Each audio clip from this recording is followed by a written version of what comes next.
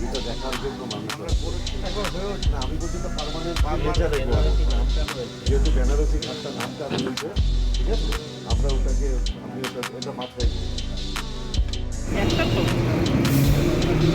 একটার সময় তো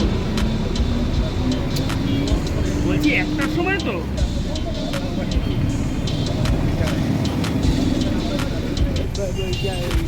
রিলের এখানটা উঠতে ওটা ছিল না আগে, তাহলে রিল দরজা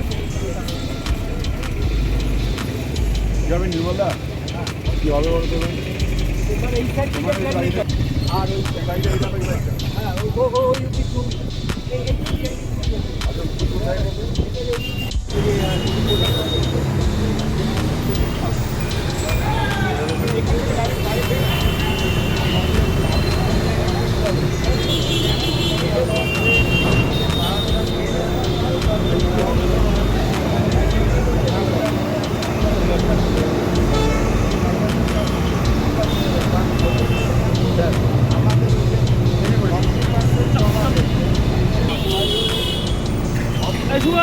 জিজ্ঞেস করো না, তাহলে কাউন্টার করে বাটুরা কাউন্টার করে।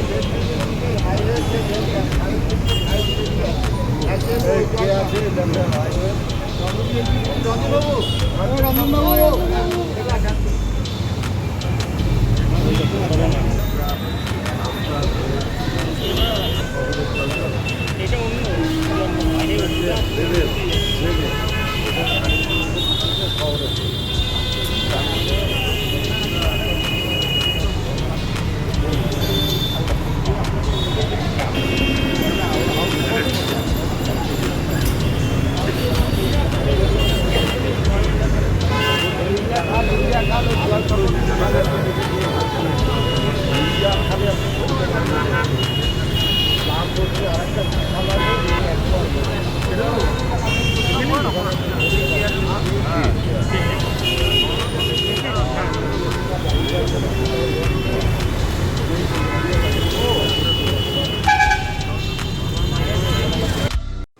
অ্যাকচুয়ালি আমাদের মাননীয়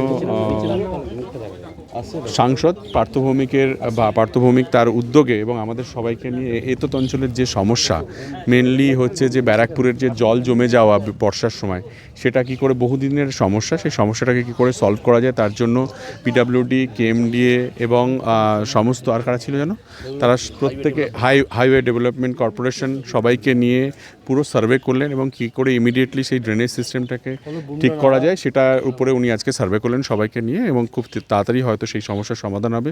প্লাস আপনারা সবাই জানেন বারাসাত রোড অর্থাৎ ব্যারাকপুরের যে মেন হার্টটা, যেটা রোডটা আর কি, সেটাও এক্সটেনশন করার জন্য উনি নিজে, আমরা গেছিলাম বহুবার, আমাদের এক্সটেনশনের একটা জায়গায় আছে, কিন্তু উনি নিজে দায়িত্ব নিয়ে ইমিডিয়েটলি যেটা করেছেন যে ওই পোস্টগুলো, মানে ইলেকট্রিক পোস্টগুলো যেগুলো রয়েছে সেগুলো সরানোর জন্য উনি অলরেডি মাননীয় মুখ্যমন্ত্রীকেও জানিয়েছেন এবং সেটার কাজকর্ম হবে, তারও একটা সার্ভে চললো। এবং উনি নিজে দায়িত্ব নিয়ে ওনার যে মানে হালিশহর, বড়মা হচ্ছে নৈহাটি এবং আমাদের এখানে এটা হচ্ছে ব্যারাকপুর বেনারসি ঘাট, এটাকে যাতে সংস্কার করা যায় এবং সংস্করণ করা এবং সেটাকে একটু সৌন্দর্য একটা অন্যরকম বিউটিফিকেশন করা যায়, তারই উনি সার্ভে করে সবাইকে দায়িত্ব দিলেন যাতে এটা ইমিডিয়েটলি হয়। তাই মাননীয় মুখ্যমন্ত্রী সবসময় ডেভেলপমেন্টের কথা বলে।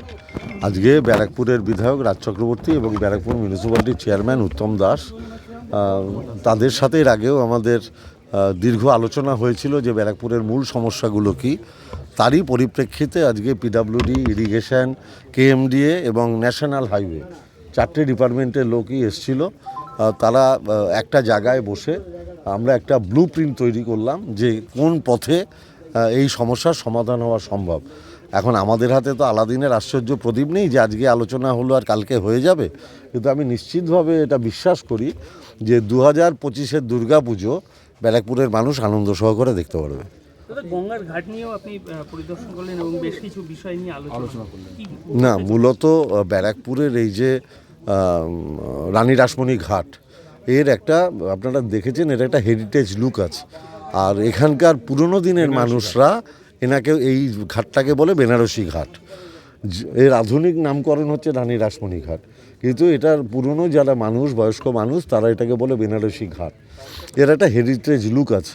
এখানে অলরেডি একটা ক্রিমিটেরিয়াম আছে, দ্বিতীয় ক্রিমিটেরিয়ামের কাজ ববি হাকিমের নেতৃত্বে এখানে ব্যারাকপুরে হচ্ছে।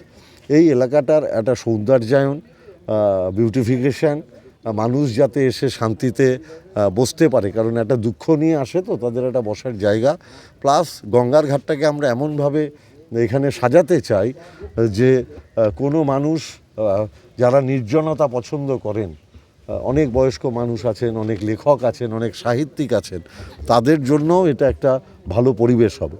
আমরা ব্যারাকপুরের মানুষকে একটা ভালো পরিবেশ উপহার দিতে চলেছি, এটুকু বলতে পারি।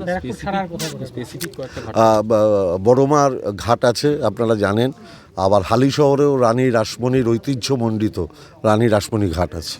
এটা ফার্স্ট, এই তিনটে ফার্স্ট প্রায়োরিটি। তারপরে বাদবাকি সব ঘাটগুলোর দিকে আমরা নজর দেব। একটা অভিযোগ আছে এখানে,